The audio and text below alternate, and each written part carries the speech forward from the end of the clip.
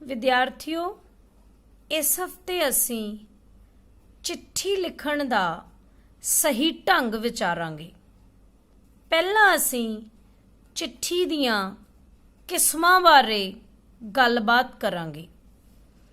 आम तौर ते चिट्ठियां 3 प्रकार दियां हुंदियां हन। नंबर 1, घरोगी चिट्ठियां या निजी चिट्ठी, जो अपने माता पिता, भैन भरा ते होर साक संबंधियां ते मित्रां दोस्तां नूं लिखियां जांदियां हन। दूजियां हुंदियां हन सरकारी चिट्ठियां, अर्जियां, जो स्कूल दे मुख अध्यापक, प्रिंसीपल, किसी सरकारी महकमे दे वड्डे छोटे अफसरां जां कंपनियां दे मुखियां नूं लिखियां जांदियां हन। तीजी चिट्ठी हुंदी है विहारक जां वपारक चिट्ठी। इन्हां विच समान मंगवाउण दे आर्डर आदि हुंदे हन।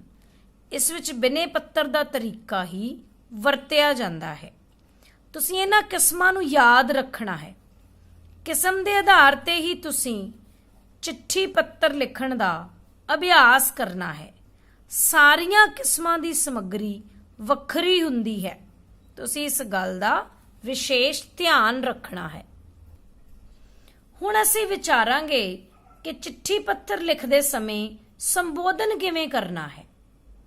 जिस नूं चिट्ठी लिखणी होवे, आद भाव शुरू किवें करना है, अंत भाव अखीर विच की लिखना है। पिता नूं मानयोग पिता जी, आप दा प्यारा पुत्तर। माता नूं पूजनीक माता जी, आप दा प्यारा पुत्तर जां धी।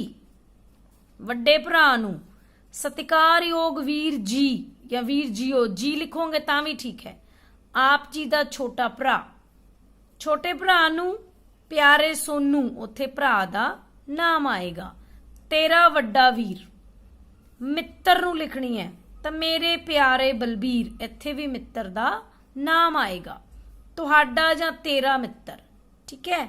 मुख अध्यापक जी नूं श्रीमान जी, आप जी दा आग्याकारी। कुड़ियां लिखणगियां आप जी दी आग्याकारण। पुस्तकां वेचण वाले नूं श्रीमान जी, आप जी दा शुभ चिंतक। नूं जां धी नूं प्यारी सपुत्री, तेरी प्यारी माता जी।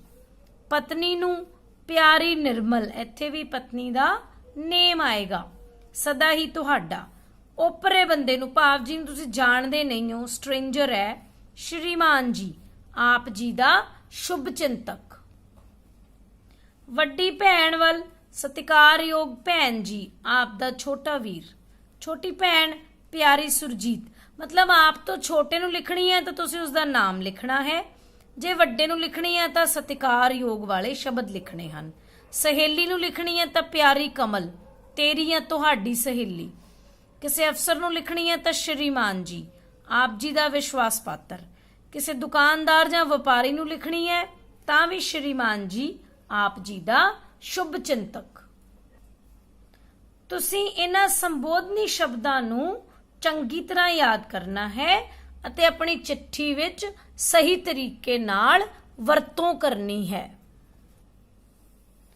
हुण तुसीं विचारे गए तरीके नाल अर्जी लिखोगे, जिवें सेवा विखे जमात अध्यापिका जी, tender heart school, sector 33B, Chandigarh, डंडी।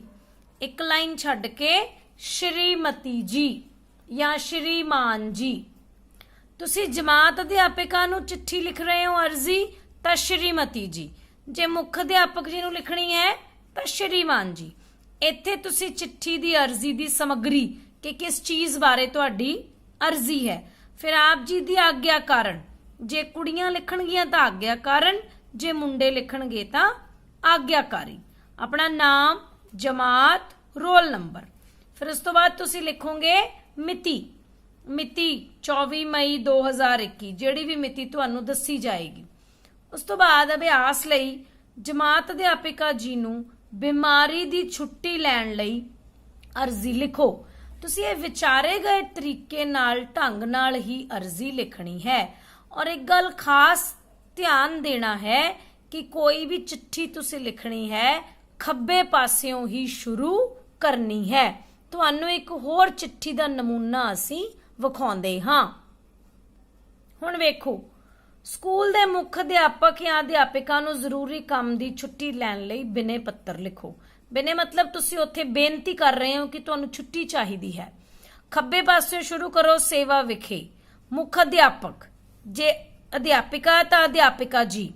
ਤੁਸੀਂ ਜਿਹੜੇ ਸ਼ਬਦ ਜੋੜ, ਕਈ ਵਾਰੀ ਅਧਿਆਪਕ ਦੇ ਜਿਹੜੇ ਸਪੈਲਿੰਗ ਹੈ ਤੁਸੀਂ ਗਲਤ ਲਿਖਦੇ ਹੋ, ਤਾਂ ਅਧਿਆਪਕ ਦੇ ਜਿਹੜੇ ਸਹੀ ਜਿਹੜੇ ਸਪੈਲਿੰਗ ਹਨ ਉਹ ਤੁਹਾਡੀ ਚਿੱਠੀ ਦੇ ਹੈਡਿੰਗ ਵਿੱਚ ਹੀ ਲਿਖੇ ਹੋਏ ਹਨ।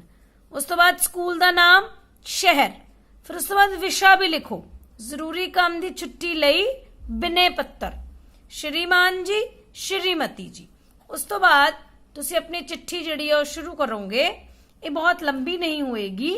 ਬੇਨਤੀ ਇਹ ਹੈ ਕਿ ਮੈਨੂੰ ਅੱਜ ਘਰ ਵਿੱਚ ਕੋਈ ਜ਼ਰੂਰੀ ਕੰਮ ਪੈ ਗਿਆ ਹੈ, ਇਸ ਲਈ ਮੈਂ ਸਕੂਲ ਹਾਜ਼ਰ ਨਹੀਂ ਹੋ ਸਕਦੀ। ਕਿਰਪਾ ਕਰਕੇ ਮੈਨੂੰ 1 ਦਿਨ ਦੀ ਛੁੱਟੀ ਦਿੱਤੀ ਜਾਵੇ। ਧੰਨਵਾਦ ਸਹਿਤ। ਹੁਣ ਜੇ ਇਹ ਕੁੜੀਆਂ ਵੱਲੋਂ ਲਿਖੀ ਜਾ ਰਹੀ ਹੈ ਤਾਂ ਆਪ ਜੀ ਦੀ ਆਗਿਆ ਕਾਰਨ, ਔਰ ਜੇ ਮੁੰਡੇ ਵੱਲੋਂ ਲਿਖੀ ਜਾਏਗੀ ਤਾਂ ਆਪ ਜੀ ਦਾ ਆਗਿਆਕਾਰੀ। ਤੁਸੀਂ ਇਸ ਤਰੀਕੇ ਨਾਲ ਸਾਰੀ ਚਿੱਠੀ ਜਿਹੜੀ ਹੈ ਉਹ ਲਿਖਣੀ ਹੈ। ਖੱਬੇ ਪਾਸਿਓਂ ਹੀ ਚਿੱਠੀ ਸ਼ੁਰੂ ਕਰਨੀ ਹੈ। ਇਸ ਦਾ ਬਾਰ-ਬਾਰ ਅਭਿਆਸ ਕਰਨਾ ਹੈ ਔਰ ਚਿੱਠੀ ਲਿਖਣ ਦਾ ਸਹੀ ਤਰੀਕਾ ਹੀ ਅਪਣਾਉਣਾ ਹੈ। ਧੰਨਵਾਦ।